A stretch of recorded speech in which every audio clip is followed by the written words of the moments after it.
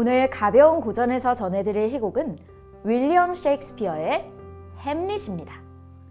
햄릿을 끝까지 다 읽어보진 않으셨더라도 햄릿의 명대사 하나쯤은 다들 알고 계실 텐데요. 사느냐 죽느냐 그것이 문제로다. 그쵸? 다들 알고 계시죠? 네, 그렇다면 오늘은 이 대사에서 고민하는 것은 과연 무엇인지, 햄릿은 누구인지, 왜 이 작품이 비극인지, 고전 희곡 햄릿을 한번 살펴보도록 하겠습니다. 먼저 등장인물을 소개할게요. 주인공 햄릿이고요. 죽어서 유령이 된 햄릿의 아버지 선왕, 햄릿의 어머니 거트루드, 선왕의 동생으로 왕이 죽자 왕위에 오른 햄릿의 작은아버지 클로디어스, 햄릿의 썸녀 오피리어, 오피리어의 아버지이자 클로디어스의 신하인 폴로니어스, 오피리어의 오빠 레어티스, 그리고 햄릿의 친구 호레이쇼가 나옵니다. 햄릿은 덴마크의 왕자였습니다. 당시 덴마크의 수도였던 엘시노어 성의 보초병 3사람의 대화로 이 극이 시작됩니다. 쉿! 저거 봐. 유령이야. 진짜 선왕이네? 얼마 전에 돌아가셨잖아. 진짜 똑같이 생겼어. 왜 저렇게 며칠째 나타나서 아무 말이 없으시지? 아무래도 햄릿 왕자님께 알려야겠어. 자, 햄릿은 아버지의 갑작스러운 죽음을 여전히 슬퍼하고 있었습니다. 아버지의 장례식이 2달도 채 지나지 않았거든요. 그런데 새롭게 왕위에 오른 작은아버지 클로디어스의 대관식이 진행됩니다. 햄릿은 여전히 슬픈데 왕과 왕비는 햄릿에게 이제 그만 슬퍼하라고 이야기를 합니다. 햄릿의 마음이 어떨까요? 이런 대사로 표현할 수 있겠네요. 약한 자여, 그대의 이름은 여자인가? 온통 눈물에 젖어 아버지의 상여를 따라가던 신발이 채 닳기도 전에 숙부의 품에 안기다니. 신이시여, 이성이 없는 짐승이라 해도 그보다 더 오래 슬퍼했으련만. 그러던 중 유령의 소식을 듣게 됩니다. 당연히 바로 달려가 보겠죠? 햄릿이 나타나자 유령이 드디어 입을 엽니다. 아들아, 나는 낮잠 자다 독사에게 물려 죽은 것이 아니다. 내 동생 클로디어스가 독약을 내 귀에 부었어. 그래서 나는 죄를 품고 회개하지 못한 채 죽어 유령이 되어 떠돌고 있단다. 햄릿아, 복수해다. 허나 아무리 분노하더라도 어미를 해치지는 말아라. 자, 이제 복수해야겠죠? 근데 심증은 있는데 물증이 없어요. 그래서 햄릿은 미친 척을 하기 시작합니다. 햄릿이 미친 척을 하니까 왕과 왕비에서부터 난리가 난 거예요. 왕자가 미친 이유를 찾고 있는데 왕을 보필하는 폴로니어스가 햄릿은 상사병 때문에 미쳤다고 이야기를 합니다. 햄릿의 썸녀인 자기 딸 오피리어에게 들은 이야기가 있었거든요. 아버지, 왕자님이 좀 이상해요. 방에서 바느질을 하고 있는데 왕자님이 막 옷을 풀어헤치고 와가지고 새파랗게 질린 얼굴로 제 손목을 붙잡고 막 한숨을 쉬시더라고요. 뭐? 너 요즘 왕자님께 냉담하게 대했니? 네. 아버지의 뜻대로 왕자님이 사랑 고백을 하셨을 때마다 밀어냈죠. 햄릿이 미친 건 우리 딸이 왕자의 사랑을 거절해서였구나. 왕께 알려야겠다. 이렇게 해서 왕에게 햄릿이 상사병 때문에 미쳤다고 이야기를 합니다. 자, 그런데 이때 햄릿이 어떤 계략을 짜고 있었냐면 미친 척을 하면서 광대들을 만납니다. 이 배우들에게 직접 쓴 대본을 줘요. 제목은 쥐덫입니다. 사실 이 이야기는 실제 상황과 똑같아요. 왕이 어느 날 잠이 들었는데 그 동생이 와서 귀에다가 독을 붓습니다. 그래서 그 왕이 죽고 나서 그 죽은 왕의 왕비와 결혼을 한다라는 이런 내용이에요. 이 연극을 통해 왕의 본심을 알아내려는 계획이 있었죠. 그렇게 부탁을 하고 사람들이 나가고 이제 바로 그 유명한 대사가 여기서 등장합니다.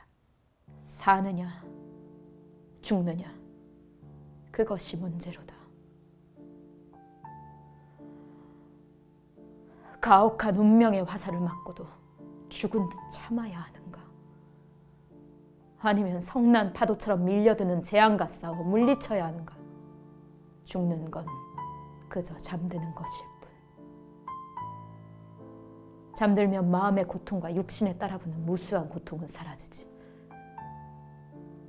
죽음이야말로 우리가 간절히 바라는 결말이 아닌가. 아버지의 복수를 앞두고 정말 무수한 고민을 하는 거죠. 이렇게 독백을 하다가 오피리어가 기도하는 것을 발견합니다. 더 이상 죄 짓지 말고 수녀원에나 가시오. 당신이 굳이 결혼을 한다면 내 그대에게 이 저주를 결혼의 지참금으로 주겠소. 그토록 고상하시던 분이 저렇게 실성하시다니. 하나님, 저분을 구원해 주세요. 햄릿은 왜 이렇게까지 이야기를 했을까요? 아니 오피리어를 사랑하는 마음을 떨쳐내기 위한 것일 수도 있겠고, 아니면 어머니가 작은아버지와 재혼을 한 것 때문에 사랑에 대한 불신이 생겨서일 수도 있겠죠. 어쨌든 오피리어는 마음의 상처를 받게 됩니다. 자, 그리고 나서 연극이 준비가 됐습니다. 극중극이 진행되는데 왕이 자기 얘기잖아요. 그걸 보면서 손이 부들부들 떨리는 거예요. 얼마나 놀랬겠어요. 극 속에는 왕이 자고 있고 동생이 나타나서 왕의 귀에 독을 붓는데, 그 장면에서 클로디우스가 못 참겠다는 듯이 벌떡 일어나 자리를 박차고 나갑니다. 햄릿은 정말이구나, 유령이 한 말이 사실이구나 확신을 하고 복수를 다시 한번 결심하게 됩니다. 그리고 나서 그 연극을 본 클로디우스는 무릎을 꿇고 회개를 하게 됩니다. 내 죄의 악취가 하늘까지 나는구나. 나는 인류의 최초의 무서운 저주를 받은 가인의 형제살인죄. 하늘이 은혜로운 비를 내려 이 손의 피를 눈처럼 희게 해줄 수는 없을까?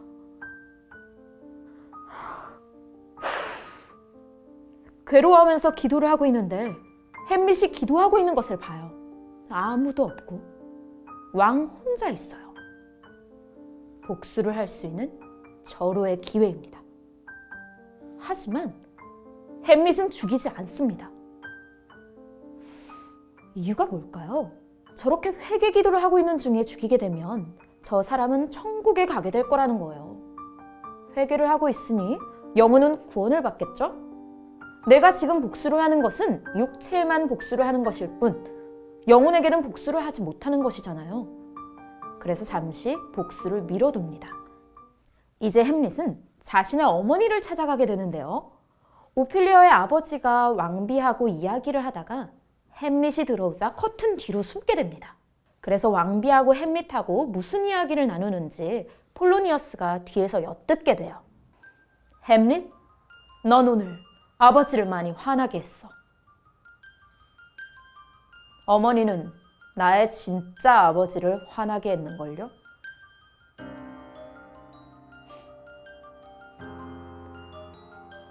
너는 이 어미조차 잊었니? 천만에요. 당신은 유감스럽게도 제 어머니이지요. 너를 꾸중할 만한 사람을 데려와야겠다. 아니요, 여기 앉으세요. 거울로 어머니 마음속을 환히 비춰줄 테니. 햄릿이 미쳤다고 생각했으니 왕비도 무서웠겠죠. 사람 살려! 하는데 폴로니어스도 놀라서 사람 살려! 합니다. 그러자 웬 쥐새끼냐! 하고 칼로 찌르게 됩니다. 오피리아의 아버지는 한 번에 죽어 쓰러집니다. 그런데도 햄릿은 계속해서 어머니를 향한 원망과 분노를 쏟아냅니다. 어머니, 왕을 죽이고 그 동생과 결혼한 것만큼 잔인한 일은 없습니다. 아무리 눈이 멀었다 해도 어머니 나이쯤 되면 정욕도 사그라져 분별심에 복종합니다. 이 정도로 판단력을 잃지는 않았을 거예요. 정결이 없거든 있는 척이라도 하세요. 이때 아버지 유령이 등장해서 어머니에게 따뜻한 말이라도 건네라고 가라앉혀 주어서 햄릿은 어머니께 인사를 드리고 나가게 되고, 어머니의 눈에는 유령이 보이지 않으니 햄릿이 정말 미쳤다고 생각합니다. 오피리어의 아버지가 죽었습니다. 그때 한 사람이 성에 찾아오는데요. 오피리어의 오빠 레어티스입니다. 프랑스에 공부하러 갔다가 자기 아버지가 죽었다는 소식을 듣고 돌아왔어요. 다짜고짜 왕에게 찾아가서 따집니다. 우리 아버지는 어떻게 돌아가신 겁니까? 복수해야겠습니다. 이봐 레어티스, 진정하게. 당신 아버지를 죽인 건 내가 아니야. 햄릿 그 미친놈이 자네 아버지를 죽였네. 복수의 칼날은 그를 향해야 할 걸세. 그렇게 해서 햄릿을 죽일 계획을 세우는데 클로디어스 왕이 검술 경기를 제안합니다. 레어티스가 검을 잘 다루거든요. 그래서 햄릿한테는 연습용 칼을 주고 레어티스는 진짜 칼을 들고 그 끝에는 독을 바르기로 합니다. 그리고 플랜 B로 독을 탄 포도주까지 준비하기로 했어요. 그렇게 계획을 다 짰는데 갑자기 왕비가 울면서 들어와요. 왕비, 무슨 일입니까? 어떡하죠? 아버지가 죽어서 미쳐버린 오피리어가 발을 헛디뎌 물에 빠져 죽었습니다. 그러니까 오빠 입장에서 얼마나 가슴이 아프겠어요. 검술 시합을 기다리며 복수의 칼날을 갈게 됩니다. 그 사이 햄릿이 영국에 보내졌다가 죽을 뻔한 위기를 넘기고 돌아오고 오피리어의 장례식도 있었어요. 그런데 다 지나가고 마지막 검술 시합 장면으로 바로 넘어가 볼게요. 과연 누가 이기게 될까요? 경기 시작 전에 햄릿은 레어티스에게 진심으로 사과를 합니다. 용서해주게 레어티스. 내가 잘못했네. 자네의 효성, 명예심, 그리고 반감을 거칠게 일깨웠을 그 일은 나의 광기로 인한 것이었네. 알겠습니다, 왕자님. 뜻 잘 알겠습니다. 검 가져와! 이렇게 해서 햄릿은 수령검, 오피리어 오빠는 진검을 잡습니다.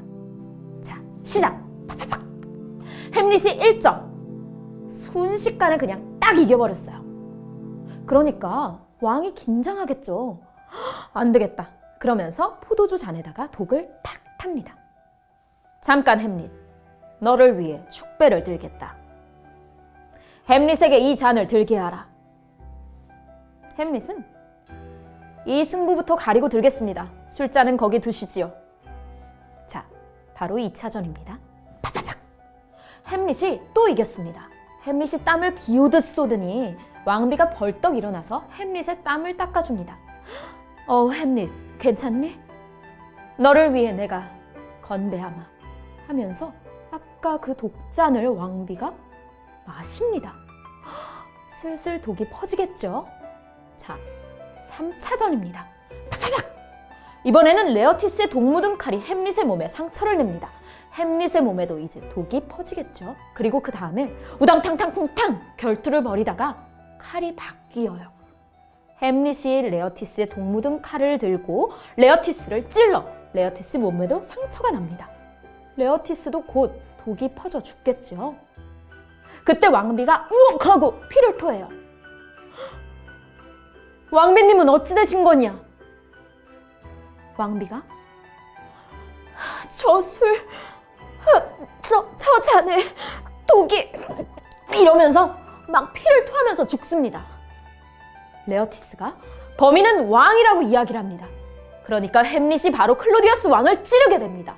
왕도 죽습니다. 레어티스는 마지막으로 이야기를 합니다. 왕자님, 우리 서로 용서합시다.